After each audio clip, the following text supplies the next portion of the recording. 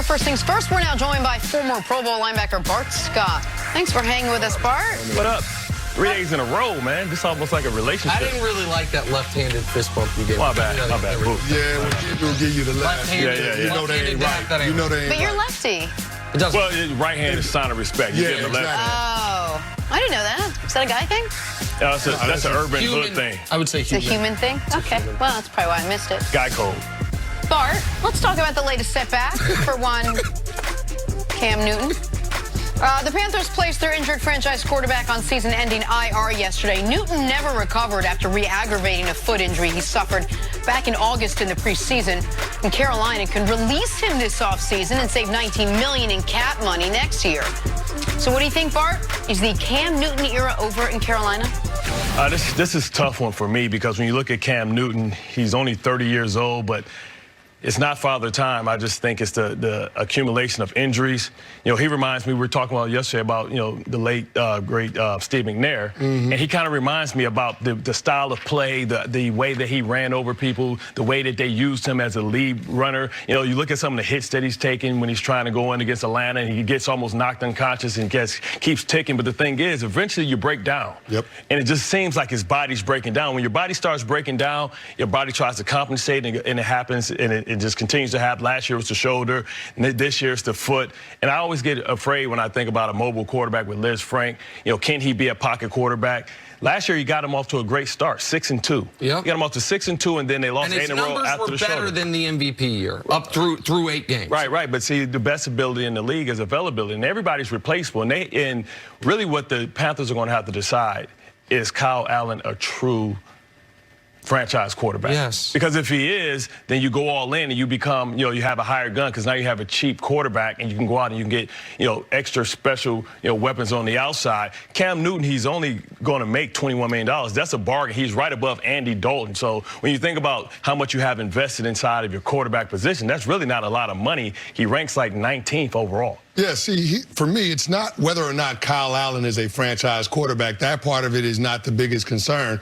The question is whether or not the Carolina Panthers are willing to extend Cam Newton beyond 2020 and knowing what a quarterback extension is going to cost with a guy like Cam Newton's resume. A former MVP, led the team to a Super Bowl back in 2015. I mean, you're probably talking about starting at $30 million on average annual value. Right. Is David Tepper and Marty Herney, are they willing to make that kind of commitment to Cam Newton, a quarterback that has dealt with shoulder injuries, not just this offseason, but the prior offseason, who's currently dealing with a Liz Frank injury that they thought that they could treat conservatively, let it heal up. It hasn't gotten better. He had to see Dr. Anderson. We don't know how they're going to approach it in terms of trying to get him right, whether they're going to give it more time, whether they're going to have to deal with a surgery in the offseason. But for a quarterback with Cam Newton's style of play, with the physical ailments that he's dealing with, I mean, Bart hit the nail on the head. Quarterbacks, players in general, don't become healthier as they get older. It's a lot of wear and tear on Cam Newton, and there are serious questions as to whether or not we've already seen the best of it. Let me ask you a question. I just want to follow up, because why can't the Panthers do what seems like is option C, which is not extend him and not move on from him and just say, Cam, you're in the last year of your deal.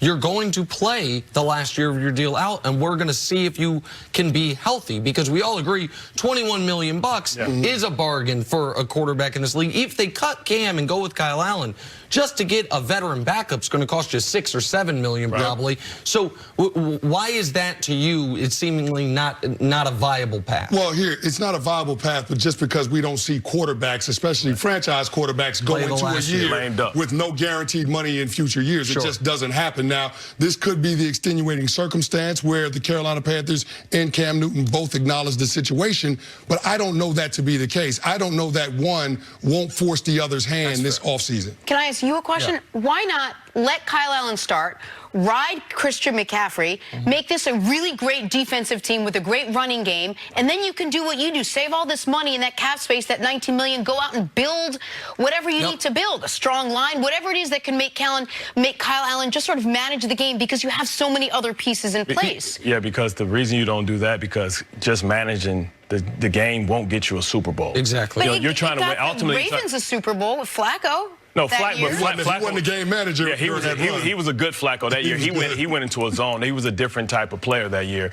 So what they're going to have to realize is what's Cam's value? What can we get for him if we trade him in the open market? Can he still bring back a number one? I think if you call up the team in Illinois and you call the Chicago Bears up, they might say we'll take and absorb $21 million because we feel like we're a team right on the cusp. If Kyle Allen, he's really auditioning for the rest of the year. If he's able to get this team into the playoffs, able to play well in the playoffs, I can't see how you take the job from him, not having certainty that Cam Newton could be healthy. And you have to commit to him for 3-4 years plus an extension, which it can be prorated, but it's still going to be a hefty number. If you move on from Cam Newton, mark it down. The Carolina Panthers are going to be in the market for a quarterback for the first time since they acquired Cam Newton a decade ago. There's not a long list of successful quarterbacks with Kyle Allen's resume. And Kyle Allen, by the way, the only thing impressive on his resume from this season is the win-loss record. The completion percentage, the yards per attempt, the quarterback rating, touchdown interception ratio are all in the 20s. Well, what matters? Okay, what if he had great numbers and they were 1-5 over the last 6 then I would believe in him because I don't believe in the quarterback wins nonsense. I just don't. I know a lot of people do. I know a lot of people say this is the definition of a great quarterback. You guys mentioned Joe Flacco. Joe Flacco once won a playoff game. I think it might have even been a road playoff game where he completed 3 passes. Was I on that team? You might have been on that team. Like there's this quarterback win stuff. We've got to do a better job of acknowledging that no great quarterback loses more than they win. We all understand that. But some bad quarterbacks win more than they lose. This is what got the Jacksonville Jaguars in trouble. Yeah, the team was winning. The team, made a conference championship game. They're like, well, Blake took us to the conference championship game. Instead of recognizing that not only was the defense driving that bus, but Blake was in the back pulling it the other direction, preventing them from getting further. And so I'm not saying Kyle Allen's Blake Bortles. What I am saying is that if the Panthers move on from Cam, they're not going to be in position to draft a quarterback in the top 10 this year. No. They will be drafting a quarterback in the first round the following year because Kyle Allen ain't the answer. He's a nice stopgap for the time being, and he has proven something that a lot of people didn't think when he went undrafted and was cut twice his rookie season. He's a viable NFL backup quarterback. That's what he is. Trevor Lawrence?